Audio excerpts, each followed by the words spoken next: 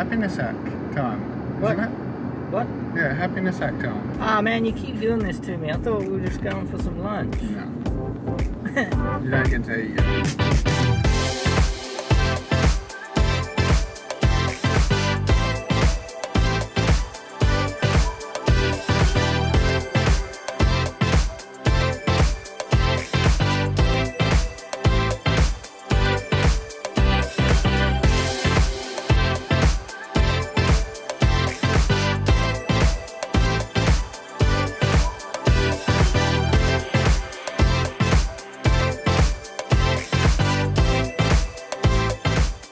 Confidence with talking, not only just like public speaking, but speaking out in public. Yeah, I'm actually really bad at it. Like, I don't even like, going up and ordering coffee at a cafe or something. So I brought it up the other day at the cafe. You're like, we should go and talk to these guys. And I was like, I guess that's it. I'm super awkward. I never used to be.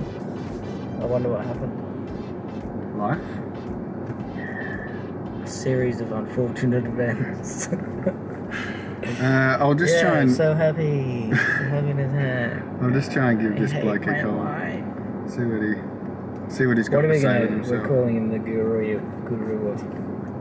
of confidence.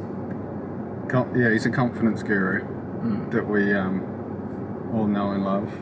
So I got in touch with you the other day and I was all like, hey mate, what's going on? Remember that conversation we had about 6 months ago? I remember we were talking about just having that clarity when speaking to someone, going in with a clear message and not over talking and not thinking about other things and not being nervous. And I remember you talking about a few techniques that you had kind of learnt, and I thought, hey, why don't I get him on the guru of calm. Get the guru of calm on the blower and see if he wants to share some wisdom.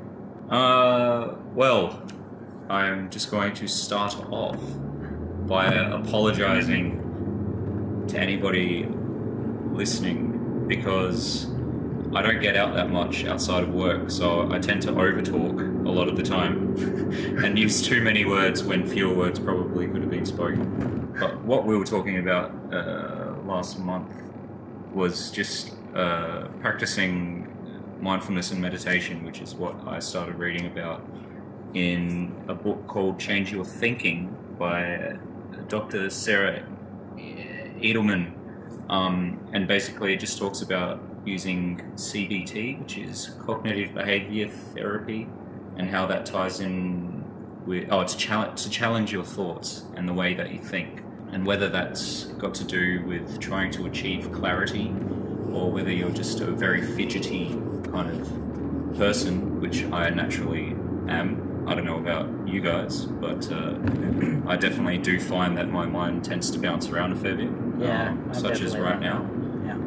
And it can be important at times to try and just reset and just establish maybe just a path which you can follow when you're trying to convey a particular message, or just convey an idea, or even just portray yourself in certain situations as something, and that can be helpful when you're trying to maybe achieve something at work, or when you're wanting to be affable in certain situations, maybe on the first meeting, or when you're trying to do something that you might find nerve-wracking, like applying for a new job or moving somewhere.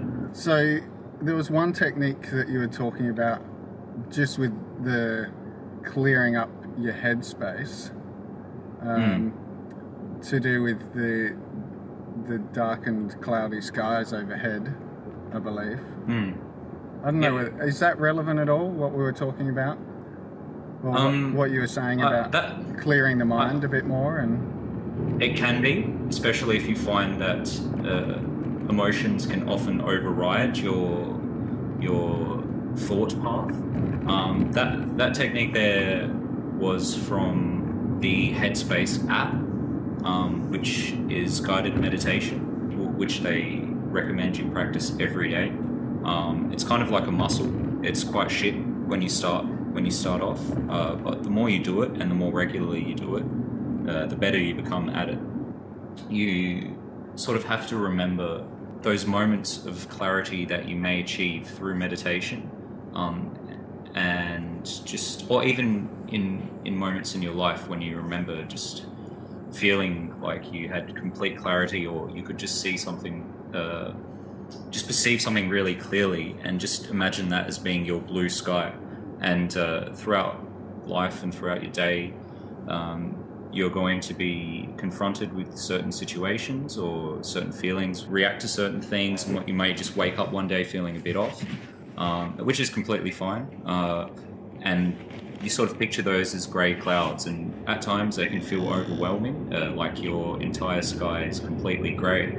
But you sort of always have to remember that the blue sky is always there behind it, which can be kind of reassuring at times when you can't really seem to see the forest from the trees, as they say.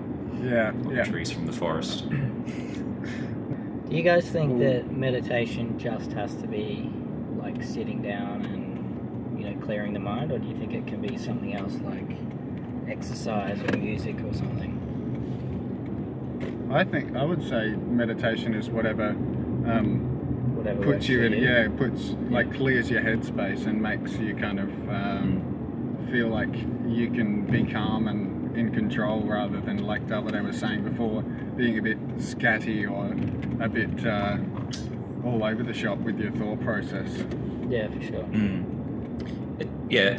Control is a bit of an interesting word to use there, because it's not about completely controlling what goes in and out of your mind. It's more just managing it, if that makes sense. Nice, yeah. So clarity isn't necessarily about not having anything there. It's more just having certain things come to pass, and you're just better equipped at dealing with it at that point in time, opposed to maybe having a stress response, which is completely emotional. You can sort of practice it to manage them so they're not as intrusive as what they otherwise may be. But I tend to agree. I tend to agree with it's just practicing. Like, meditation doesn't necessarily have to be sitting down in a quiet area. I mean, that does really help because you avoid distraction. But you can find it in anything, like Nick said, like with exercise or listening to music. But yeah, I think the main thing with it is that you have to be completely present within yourself and with any emotions or thoughts which may pop up within that time period which you are meditating. So I think that would be the most important thing if you want to practice that. So I mean, a lot of that is to do with mindfulness, right? Yeah, they sort of go hand in hand. The meditation is more of, I'd say, like the exercise. The mindfulness is practice. I think that's more, from what I understand, mindfulness is more of just like a thought process, or just sort of being incredibly self-aware and being able to respond to any what's the word that I'm looking for? It's going to completely escape me. Emotional respond to any triggers? Stimuli or something like that. Yeah. Just respond to those in a way.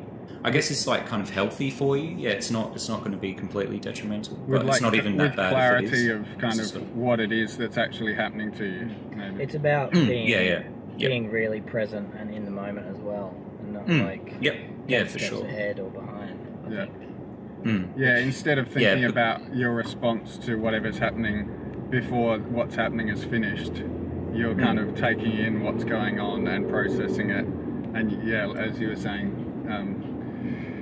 Nick, not getting ahead of yourself and not coming up with an answer before the conversation is over, or that person's too busy thinking about saying something cool or witty rather than actually listening truly to what they're saying. Which is what I've been doing this whole conversation. Really? You've just been thinking about what you're going to say. Like, how can I sound smart? And I still haven't come up with anything. Still hasn't worked. It can be incredibly helpful, mindfulness, like you said, when it comes to dealing with depression or even anxiety, because you're not being caught because you're in the present, you're not being caught up with what's happened in the past or what's going to happen in the future. Like say if you're having a conversation with someone that you really want to impress, you're not sort of projecting yourself into the future where you're fucking up or they might not like you or something like that. Yeah, totally. I mean, you're never completely yourself when you meet someone for the first time, or if you really like someone, whether it be romantically or platonically. Yeah. You sort of feel each other out as time goes on. But when you're not inhibited by, oh my God, I really hope they like me, or I hope I don't fuck up and do all this stuff, like whatever ideas come into your head, it sort of frees you up a little bit. And it's like energy that's not spent on that and can be spent on other things like thinking about or responding to conversation, both verbal and non-verbal, that you're having at that point in time. What about the theory that this may sort of go along with what you were saying of like embracing stress and using it to your advantage? Because they reckon stress is a leftover from our caveman days or whatever. If you come across a lion, the Serengeti or something, you get this massive dose of adrenaline and stuff so you can run away or have strength and energy. But these days we don't really need it, so it's manifested in anxiety or feeling funky. But if you can learn to embrace that and use the endorphins and the adrenaline to your advantage, that's a way of dealing with it as well. Yeah, that's sort of what is spoken about in the CBT stuff. You basically try and apply logical thinking in a highly emotive state in order to sort of to write it out, as I just said. It's really hard to do. You identify that you're experiencing what you're experiencing because of some hormonal reaction going on within your body, and you just sort of, you don't fight it and you just let it be. And they say the more you do that, the easier it becomes to identify it when it's happening and also manage it as well. I was just going to say, sorry, Nick, you just sounded really soft there at the start, so I didn't quite catch everything you said as well. It's all good. Yeah. I can't talk loud. No, that's great. Very mysterious. It's I like it. Yeah, it brings people in. It's good. Get out of my Close space. talking, Yeah, so just letting that emotion or that reaction be, letting it be, is not a matter of letting it be as in let yourself freak out. It's more of a like not fighting it, isn't it? So if you're instead of like getting that fight or flight response or whatever you want to call it, fight, flight or freeze, instead of having that, you kind of go, oh well, this is happening, I'm not going to fight it, I'm just going to relax into it, and therefore it kind of gets rid of that response in a positive way rather than being a barrier, doesn't it? Feeling stuff that you feel for whatever reason, such as the fight or flight stuff, that isn't unhealthy. What is though is when, because there are times like Yaffa mentioned where it helps, but then there are situations where it does sort of it can impede on your life. Yeah. And that's where the management sort of kicks in. And like you said, it's not like letting it sort of be and letting it take over. It's just, I think, more identifying that's happening. Yeah, and then totally. just trying to apply the most logical path into dealing with it, rather than fighting it and then feeling even more sick or anxious, or it just becomes worse next time if you just sort of fight it and then put it off in a way, if that makes sense, because it just builds definitely. up. Yeah. And as you were saying to begin with, it is one of those muscle training things where the more you do it, the more your body just relaxes and knows how to deal with it when that situation does come up.